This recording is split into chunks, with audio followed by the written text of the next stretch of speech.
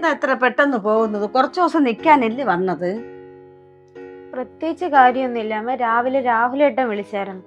സ്വരം കേട്ടപ്പോ എന്തോ എനിക്കൊരു വിഷമം. എനിക്ക് ഇവിടെ നിന്നിട്ടൊരു സമാധാനം ഇല്ല. തിരിച്ചു പോകണം. ചേട്ടാ, ഞാൻ പോന്ന് നിങ്ങൾക്കൊക്കെ ഇത്ര സങ്കടോ? അവളെ കെട്ടിയം വിളിച്ച് കരഞ്ഞപ്പോഴത്തേക്ക് അമ്മയും വേണ്ട ആങ്ങളെയും വേണ്ട. പിന്നെ അല്ലാതെ എനിക്ക് എന്റെ ഭർത്താവ് തന്നെ വലുത്. അയ്യടി, നീ ഇങ്ങനെയൊന്നും അല്ലല്ലോ വന്നപ്പോ പറഞ്ഞത്. വന്ന് കാല് പിടിച്ചാലേ പോളെന്ന് പറഞ്ഞിട്ട്. വന്ന് കാല് പിടിച്ചില്ലെങ്കിൽ ഫോൺ വിളിച്ചല്ലോ. പാവം തോറ്റു കൊടുക്കാന്ന് വിചാരിച്ചു. എന്നാ അവനോട് പറ, വന്ന് വിളിച്ചോണ്ട് പോകാൻ പറ. ഒരു സർപ്രൈസ് കൊടുത്തേക്കാം.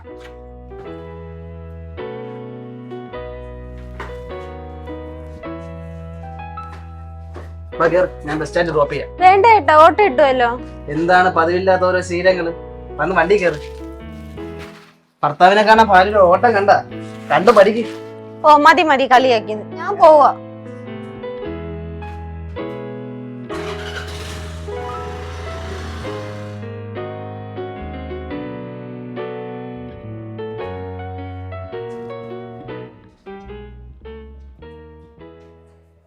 എടി നീതു, എന്റെ മാല ഉണ്ടാ?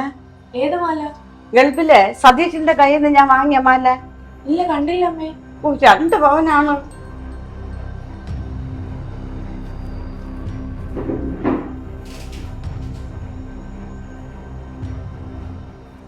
ഇവിടെ കണ്ടില്ലല്ല. അയ്യോ, എന്ത് ചെയ്തു എന്തോ.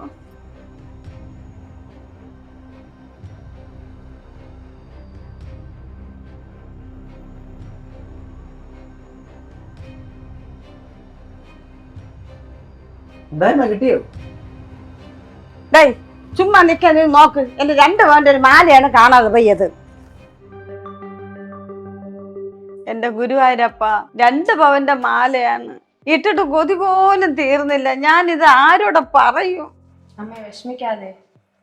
രാവിലെ വെള്ളമൊന്നും കഴിച്ചില്ലല്ലോ, വന്ന് ഫുഡ് കഴിക്കും. എന്നാലും എന്റെ 2 പവന്റെ മാല ഞാൻ എവിടെ പോയി തപ്പും? ഇതിനിടയ്ക്ക് ഇവിടെ ആരും വന്നായിരുന്നു? ഇവിടെ ആര് വരാൻ? നമ്മൾ 3 പേരല്ലേ ഈ വീട്ടിലുള്ളൂ. എന്നും കിടക്കാൻ നേരത്തെ എന്റെ മാല ഊരി വെച്ചിട്ടാണ് ഞാൻ കിടക്കണത്.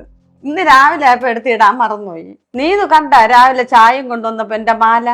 ഇല്ല അമ്മേ, ഞാൻ ചായ കൊണ്ടുവന്നപ്പോ അമ്മ കുളിക്കായിരുന്നല്ലോ. ഞാൻ അപ്പോഴേ അങ്ങ് ഇറങ്ങിയായിരുന്നു. പുറത്തുനിന്ന് ആരും വന്ന് എന്റെ റൂമിൽ കയറി മാല എടുക്കില്ല. നമുക്ക് ഒരു റൗണ്ട് കൂടി നോക്കാം. നോക്കാൻ ഇനി ഒരിടവും ഇല്ല. ആരോ എടുത്ത് മാറ്റിയതാണ്.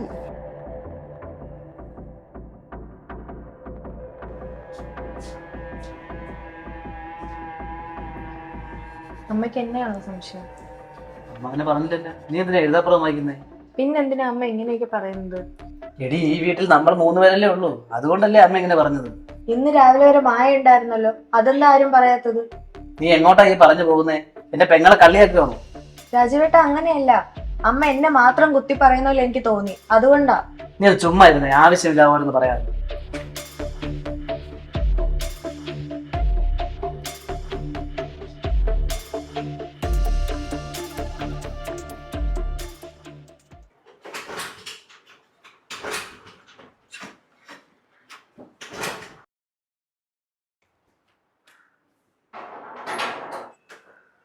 ആരാ ഇത്?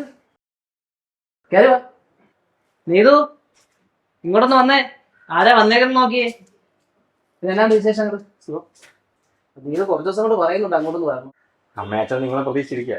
ആണാ? വാ, കേറി വാ. അവന്റെ പേരുള്ള കേസൊക്കെ തീർന്ന? എന്ത് കേസ്? അമ്പല കമ്മിറ്റിന്ന് പൈസ അടിച്ചു മാറ്റി എന്ന് പറഞ്ഞ. അമ്മ എന്നിട്ട് കള്ള കേസാ. ഞാൻ എത്ര പ്രാവശ്യം പറയണം അമ്മ എടുത്തത്? ഇപ്പൊ എനിക്ക് സംശയമുണ്ട്.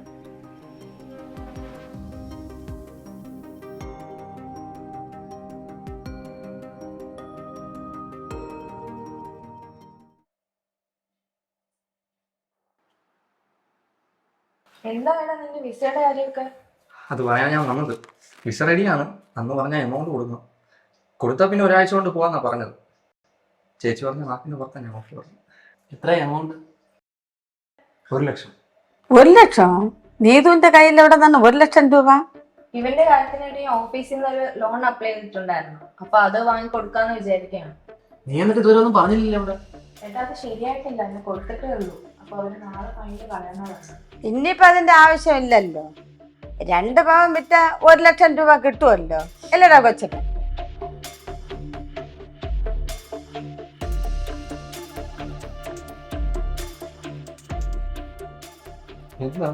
എന്താ ചേച്ചി പ്രശ്നം?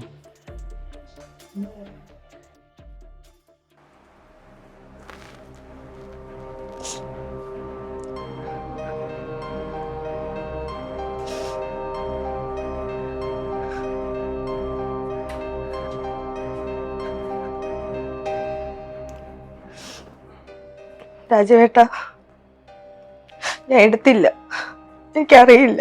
പിന്നെ നിന്റെ എവിടെന്നാ ഇത്രയും പൈസ? രാജീവേട്ടനെ ഞാൻ കട്ടെന്നാണോ കരുതുന്നത്? ഞാൻ പറഞ്ഞല്ലോ, ഞാനൊരു ലോണിന് അപ്ലൈ ചെയ്തിട്ടുണ്ടായിരുന്നു. അത് കിട്ടുമെന്നൊന്നും അറിയില്ല. പക്ഷെ അവൻ രക്ഷപ്പെട്ട എന്റെ വീട് രക്ഷപ്പെടും. അതുകൊണ്ടാണ്. അത് നിന്റെ കരച്ചിലൊന്ന് നിർത്ത്. ഓരോന്ന് ഒപ്പിച്ചു വയ്ക്കും. എന്നിട്ട് വെറുതെ ഇരുന്ന് കരഞ്ഞാൽ മതിയല്ല.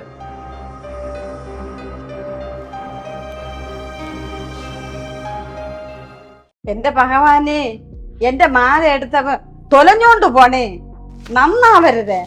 അമ്മേ, ഞാൻ എടുത്തെന്നാണോ അമ്മ വിചാരിക്കുന്നത്? എന്നാ എന്റെ മുഖത്ത് നോക്കിയത് പറയൂ. പിന്നെ അല്ലാതെ നമ്മൾ 3 പേരുള്ള വീട്ടിൽ പിന്നെ ആര് വന്നിട്ട് എടുക്കണത്? നിന്റെ കയ്യിൽ ഇതുവരെ ഇല്ലാത്ത 1 ലക്ഷം രൂപ നീ എങ്ങനെ ഉണ്ടാക്കി? 3 പേരല്ല, മാല കാണാതായ സമയത്ത് ഈ വീട്ടില് 4 പേരുണ്ടായിരുന്നു. എനിക്ക് വേണ്ടി ഞാൻ സംസാരിച്ചേ പറ്റുള്ളൂ. നീ എന്താണ് എന്റെ മോളെ കള്ളിയാക്കാൻ നോക്കണ? അതെന്താ? അവക്ക് മോഷ്ടിക്കാൻ പറ്റില്ലേ? എനിക്ക് മാത്രമേ മോഷ്ടിക്കാനാവുള്ളൂ. തൊട്ടുപോരുത്. എനിക്ക് ഇന്ന് ഇതിന് ഉത്തരം കിട്ടിയേ പറ്റൂ. നിന്നെ വളർത്തിയത് പോലെ അല്ലടി ഞാൻ എന്റെ മക്കളെ വളർത്തിയത്. അന്നേ എല്ലാരും പറഞ്ഞത് നിവർത്തില്ലാത്തൊരു ബന്ധം വേണ്ടെന്ന്. അതാ ഞാൻ ഈ അനുഭവിക്കുന്നത്. എന്റെ വീട്ടിൽ ഇതുവരെക്കും ഒരു പോലീസുകാരനും വന്നിട്ടില്ല. അത് ഞാനായിട്ട് ഉണ്ടാക്കൂല. അതുകൊണ്ട് നീ രക്ഷപ്പെട്ടു. കള്ളി, പെരും കള്ളി. ചേട്ടാ, ഒരു വാക്ക് എന്നെ സപ്പോർട്ട് ചെയ്ത് പറഞ്ഞുകൂടായിരുന്നു? നിനക്കിൽ അടി കിട്ടാൻ തന്നെ കുറവാ. ഇനി ഒരിക്കൽ കൂടി എന്റെ അമ്മയുടെ എതിര് പറഞ്ഞുണ്ടല്ലോ, അതോടെ തീരും നിന്റെ അവിടുത്തെ പൊറുതി.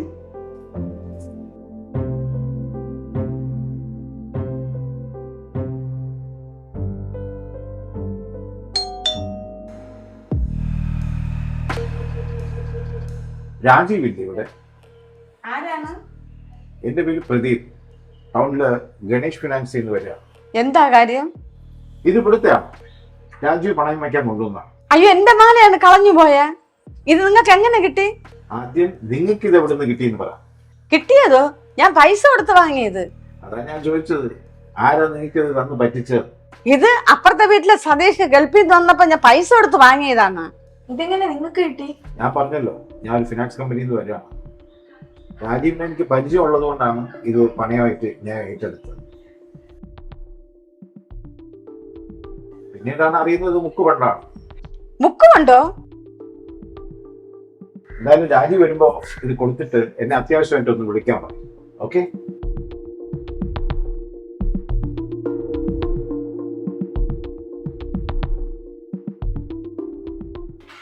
അമ്മ ഇവിടെ ഇരിക്കുകയാണ്.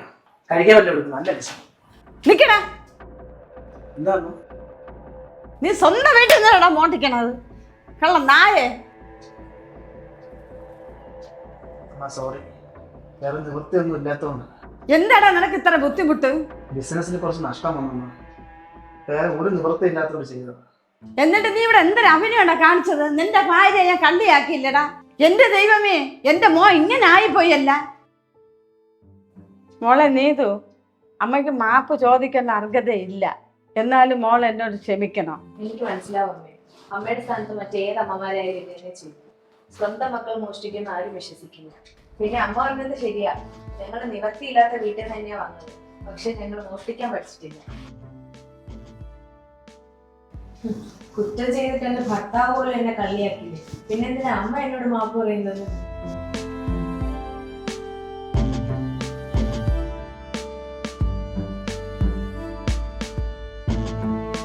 സ്വന്തം മക്കൾ തെറ്റ് ചെയ്യില്ലെന്നുള്ള വിശ്വാസം നല്ലതാണ്. എന്നാൽ വന്നു കയറുന്ന പെൺകുട്ടി മകളാണെന്നുള്ള ബോധ്യം ഉണ്ടെങ്കിൽ തീരാവുന്നതേ ഉള്ളൂ. മാറേണ്ട സമയം കഴിഞ്ഞു. എന്നാൽ എന്തുകൊണ്ടാണ് മാറ്റം വരാത്തത്? കിട്ടിക്കൊണ്ടുവരുന്ന പെൺകുട്ടികളെ മകളായി കാണാതെ മരുമകളായി കാണുന്നത് കൊണ്ടാണ് കുടുംബങ്ങളിൽ ഇങ്ങനെയുള്ള പ്രശ്നങ്ങൾ ഉണ്ടാകുന്നത്. മാറ്റം അനിവാര്യമാണ്.